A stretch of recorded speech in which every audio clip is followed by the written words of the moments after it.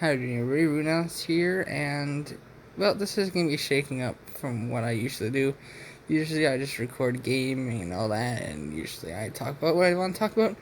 But today, I want to do something different and let you all know something.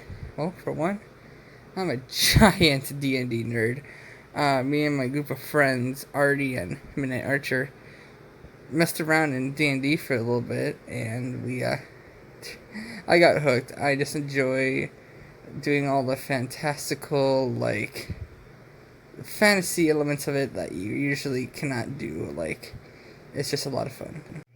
And one of the newest campaigns that I have been running for quite a while now, that isn't the main campaign that we're thinking of, is, of course, the very much well-known Curse of Strahd campaign, which I have pretty much made into about 90% homebrew at this point.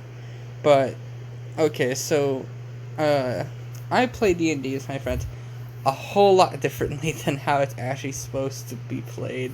Like the way I do it is if you got storytelling and an actual D&D game mashed together into this basically visual audio novel. But nevertheless, let's just get to the story. Okay. So, before anything starts, of course, you need an introduction. And apparently, at that time, I thought the best introduction I can have is settling in where the actual players are in this little cabin with an old man smoking a pipe and in his rocking chair. I don't know what I was thinking, but it kind of worked out, I guess, because basically he blow smoke and the smoke would be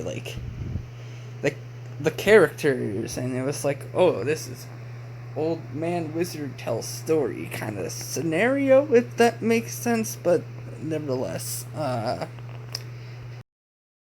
yeah, first of all, he says, oh, well, welcome to my abode, haha.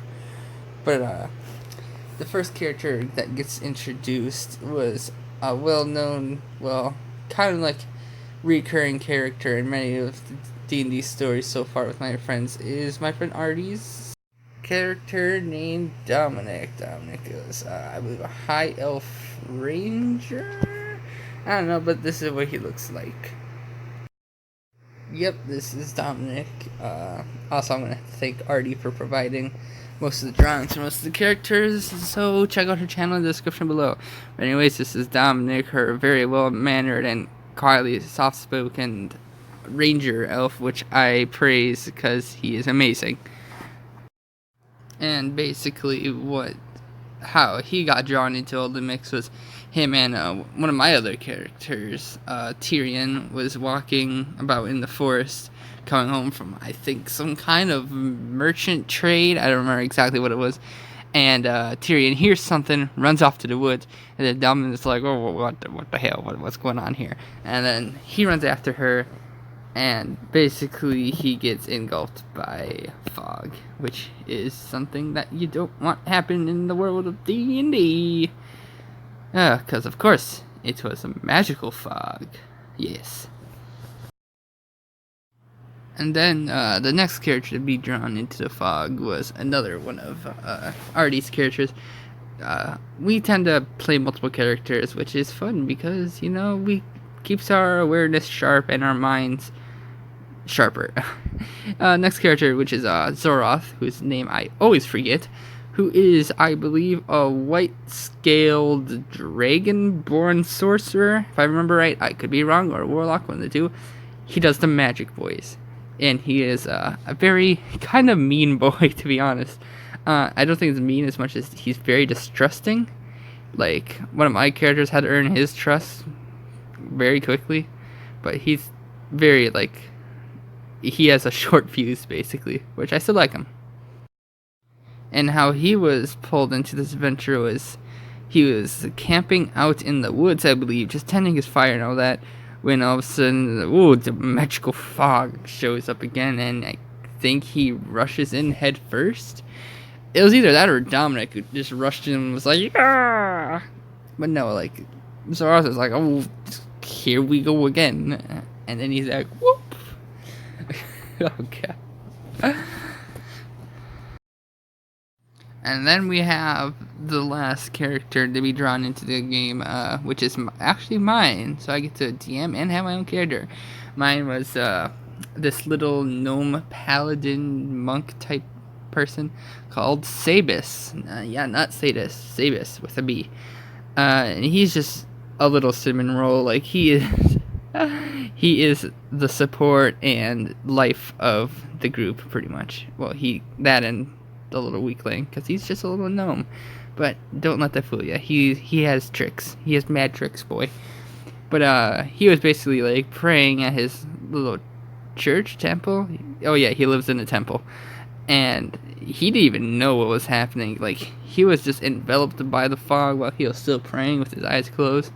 So he didn't even know he was being pulled into this. So yeah, that's always fun when you don't know what's happening. So now with all of the characters available by fog, they're of course teleported to one absolute location, which I described as being a very musky and dank cellar, with beds pointing to it was south, east, and west, with Sabis being in the corner, I think. Just still on his hands and knees praying. He doesn't have no clue what happened, and Dominic being the first to wake up, technically, and Zeroth on his bed snoring loudly like the Dragonborn he is. If I remember right, I'm just gonna quickly go look at my notes. Yeah, so Dominic, it goes up to Sabis and it's like, who are you? Where are we? What is we? Who is you? And then Sabis just like, I don't know who you are. I don't know. But I do know is I am not where I am. Oh god. So they try to get their bearings, introduce each other like, hello, I am Dominic. And then he's like, hello, I'm Sabis. Nice to meet you. And then they go to try to wake up Zoroth, which I think Dominic has to slap him awake, if I remember right. I could be wrong. But Zoroth is not really happy because he doesn't know where he is, kinda. So once they all awake and get to know each other, by basically first name basis. That's all. They exit the only door. There was no windows, only the door, and they step through. Surprise, surprise! More magical fog! Woo! But this time they're in a more opened, woodsy, spoops for days area, which would just be the start of their adventures. Yes. I don't know. So yeah, this is only part 1 of the marvelous adventures of this group of ragtag individuals. Anyways, I'm gonna have to thank Arty Sonan for providing the lovely drawings for this. Like I said, her channel will be linked in the description below. Please check her out. She's amazing. Anyways, hope you guys enjoyed the video. If you did, you know what to do. See you guys in the next one.